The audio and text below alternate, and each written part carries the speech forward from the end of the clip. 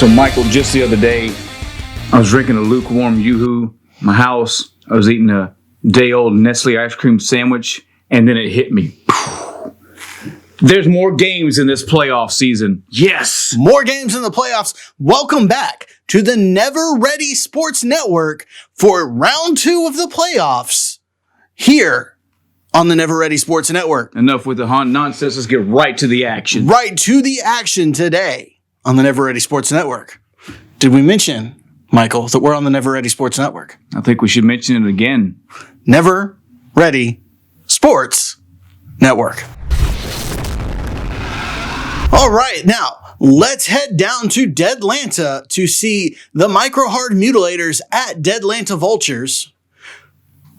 Another one of our great stadiums here in the Mutant Football League, the Dirty South Dome in Deadlanta, Georgia. Yeah, great stadium and great game too. You know, Michael, on a personal note, I got a lot of hate mail from the last episode. I talked about, teams that were going head to head, and you don't want to see one team just dominate the game. You want to see the team make a score. And I understand that's not the sportsmanship mentality. If you're that good, you should be able to stop the team. Or if you're that good, you should continue making scores. I get it. And this game right here says that all the way down to the line. Because this is 0-0 into overtime. So you got what you asked for, folks, right here in this game. Got what we asked for, apparently, with a defensive powerhouse for both teams. 0-0 into overtime. 62 rushing yards and 62 total yards by the Micro-Hard Mutilators. Deadlanta did not get a whole lot of rushing yards, but they did get more passing yards. 48 passing yards for a total of 52 yards in the first half of the game. Suffered 6 deaths too. You know what? In my opinion, that's not enough. Not in this game. 6 kills for Deadlanta, 3 kills from Micro-Hard Mutilators. Somebody's not working hard enough. That's right. Let's watch this highlight to see some action. All right, now let's check out one of the only interesting plays that happened in this game. We have the interception from Robbie Mulford as he gets down the field. Now, somebody falls into a landmine. Unfortunately, Robbie Mulford not able to escape the shrapnel. He passes away. Then they get tackled back into the lava pit created by the landmine and get slammed face first multiple times before catching the unnecessary manslaughter penalty for killing him after the play was dead. Believe it or not, another unnecessary manslaughter penalty in this game. We got to have some kind of rules here, folks. Yep, and that will take us into overtime for obviously the first and last and only touchdown of this game. Yeah. Great score here. They recover a fumble, which takes them into the end zone. But notice the death right there at the end. They just run straight into the lava pit. Right. Good sacrifice for the team. Doesn't matter at this point because the game is over. Gets the point for the team, and they get a couple days off as they get to recover from death. Now, let's head down to hear from the coach of the Micro-Hard Mutilators. Welcome back, Coach. Thank you. I'm very sorry about your loss tonight. Do you have any words to say? They had to have been cheating. You mean the Deadlanta Vultures? I didn't see any other cheaters on the field. Well, do you have any words to say to their coach? No, I just know that he looks pretty questionable. He looks like the kind of guy that would cheat. He was very assertive when we interviewed him. Well, yeah. That's because he knew he was going to win because he was cheating. All right. Well, do you have anything to say about your reappearance for next season? We're going to come back and we're going to win. We're going to beat everybody. You're going to go all the way? Yes, I will go all the way next season. Okay. Yep, that's it. All the way. Uh-oh. Back to you guys.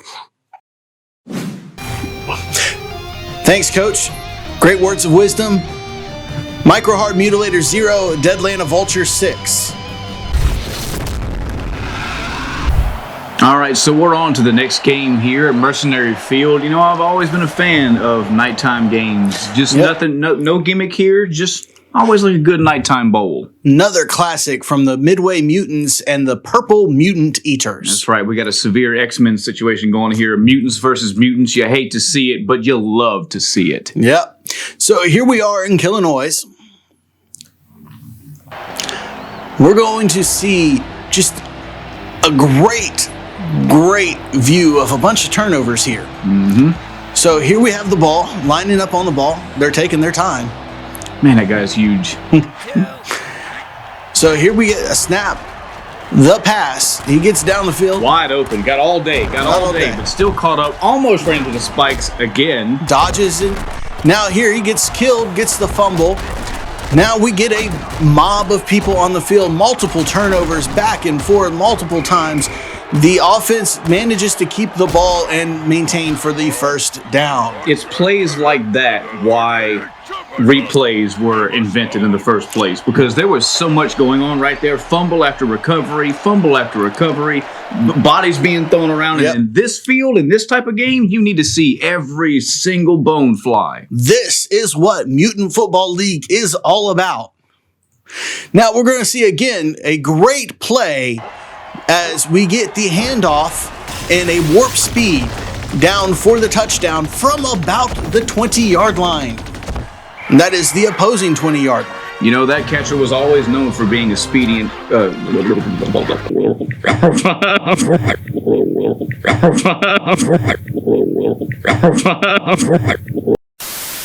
You know, I followed Ratavius for a long time. He was always known as a very speedy player, but, I mean, he had the boost, too. There was no catching up to that guy. He was done. He was all the way down the field. Once he triggered that warp speed off, it was game over, set, match. He was scoring that touchdown.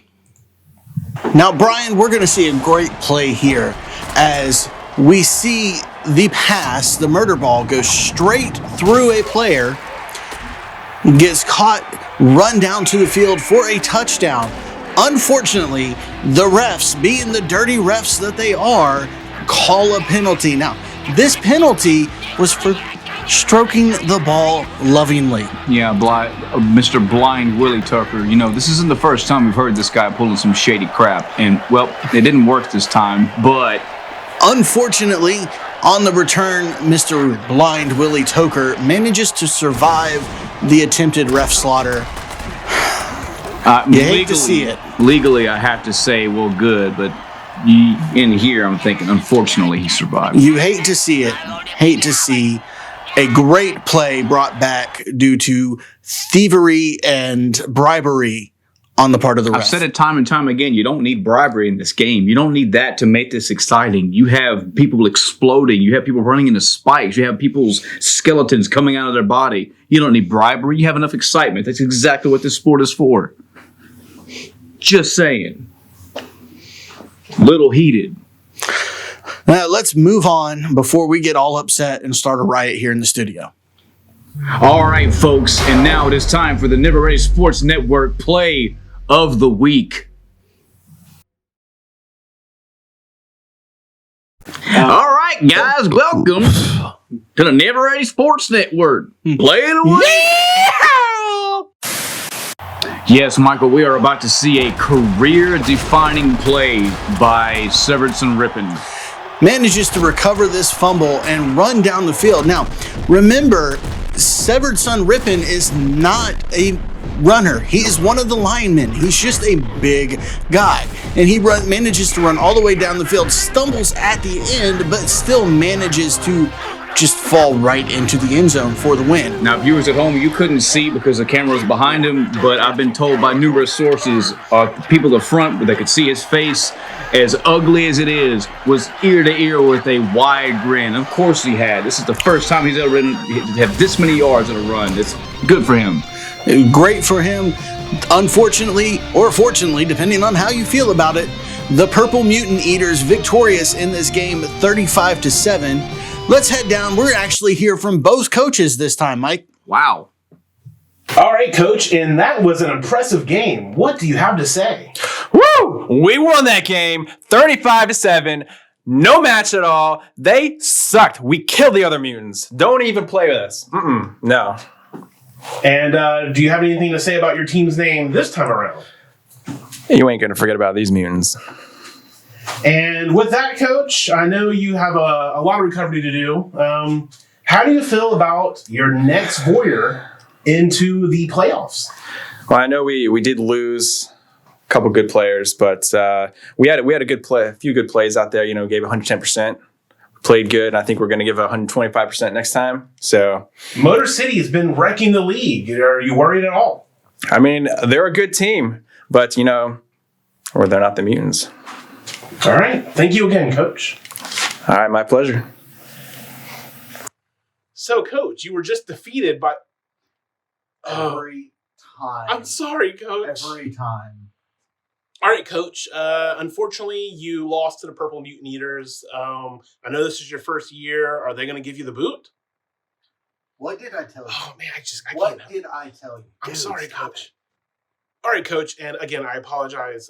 Do you have anything to say to your fans out there for next season? We're gonna go back. We're gonna practice hard, and like tough Atkinson, we're gonna take care of it next year. Again, he can make the jokes all day long. I don't think he knows. Just cut back to the Have a guys. nice day. Thanks, coaches. We'll see you next time. Right here on the Never Ready Sports Network. All right, let's head down to Los Scandalous for the Los Scandalous Volts at the Crack Some Skull Jugulars. Now, we saw great games from these guys before. Let's see what they can do now. Now, we're in the Shake and Bake Arena. Shake and Bake Arena. I tell you what, guys, some of these names that they came up for the arenas and for some of these sponsors, I don't know. Post-apocalyptic America is most certainly weird. I don't know, but I like it. All right, Mike, you want to tell us about this play? Yeah, so keeping in sake with their name, the Los Scandalous Volts use a Volt play here. Great display after a fumble. They recover the ball and head down the field. Force the fumble, get down the field, manage to basically set themselves up for a almost positive score in the next play or so. Yep, right at the 2-minute warning at that. Now we're going to see just another play coming on. Here we get the quarterback goes back, and he falls off of the edge of the field into the cracked holes. The defensive player chasing him falls as well. I keep telling Jake Jordals, you've got to pay attention in this game. Don't take anything for granted. There's mines in this field. There are holes. There's fire. There's everything imaginable. And, Michael Ravish should know better. This is his home field. He should know where the holes are. Shameful display.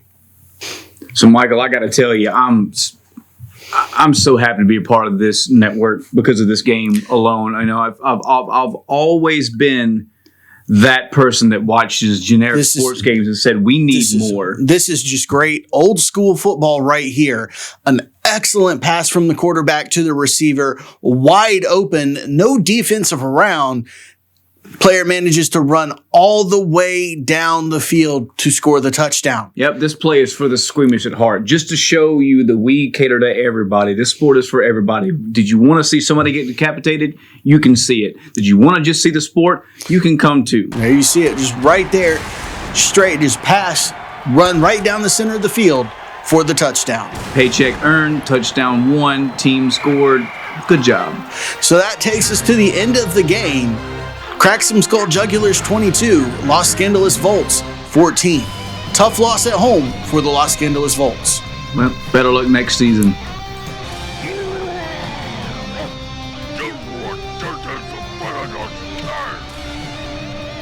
Thanks everybody for watching. We'll see you next time here on the Never Ready Sports Network.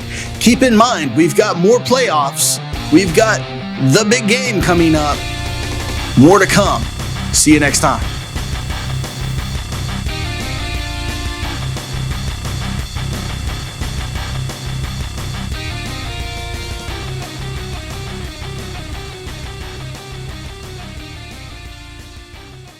Hey everybody! If you were a hot dog, would you eat yourself? I'm so fancy.